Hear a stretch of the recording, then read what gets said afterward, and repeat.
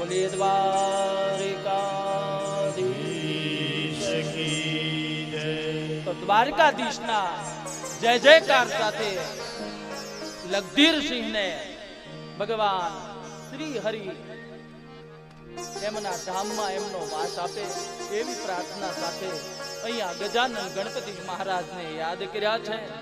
અને ગણપતિ બાપા વક્રતુંડ મહાકાય સૂર્યકોટિ સમપ્રભ નિર્વિઘ્નમ કુરુ મે દેવ સર્વ કાર્યેષુ સર્વદા।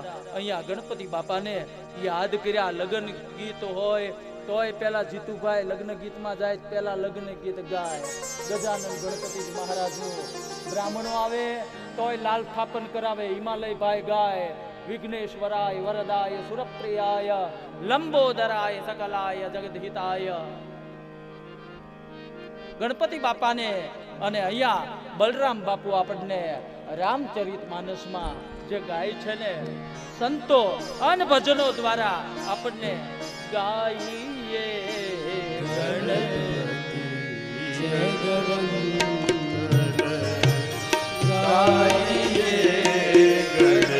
ગણપતિ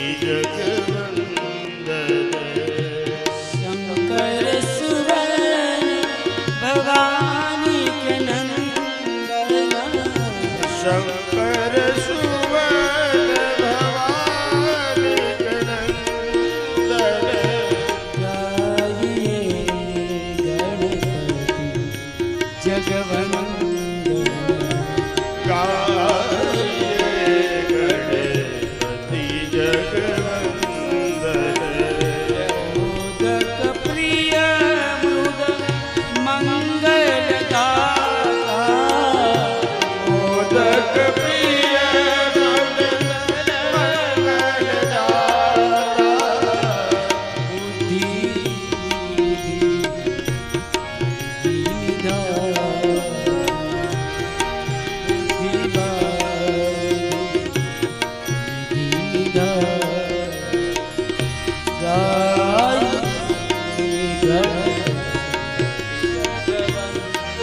विघ्नेश्वराय वरदाय सुरप्रिया लंबोदराय सकलाय जगदहिताय नागाननाय स्तुतियज्ञ विभूषिताय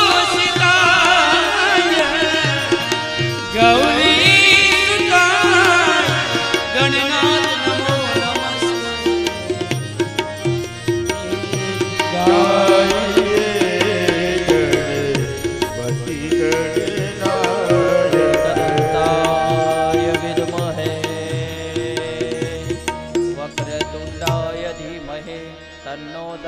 પ્રચોદયાત। ગણપતિજી બાપાને યાદ કર્યા। ગણપતિજી મહારાજ પ્રગટ થયા।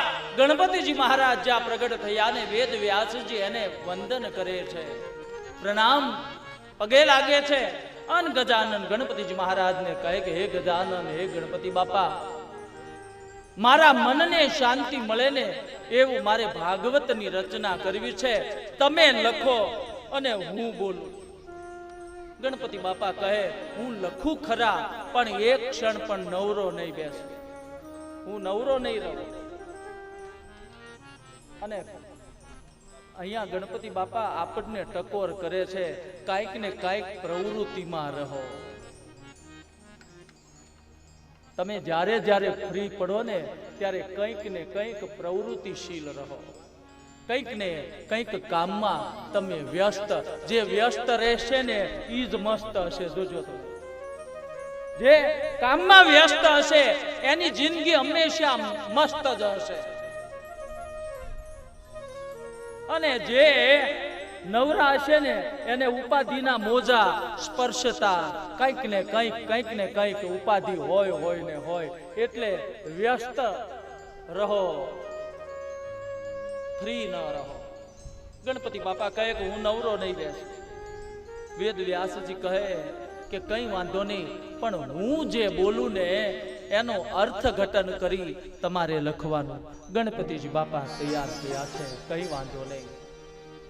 100 શ્લોક બોલી અને એક કૂટ શ્લોક મૂકી દે અને એક કૂટ શ્લોક મૂકે એનું અર્થઘટન કરે ત્યાં વેદ વ્યાસજી પોતાનું સંધ્યા કર્મ કરી લે, નિત્ય કર્મ કરે અને વળી પાછા આવે. એ કૂટ શ્લોક કેવો હોય ચિત્ર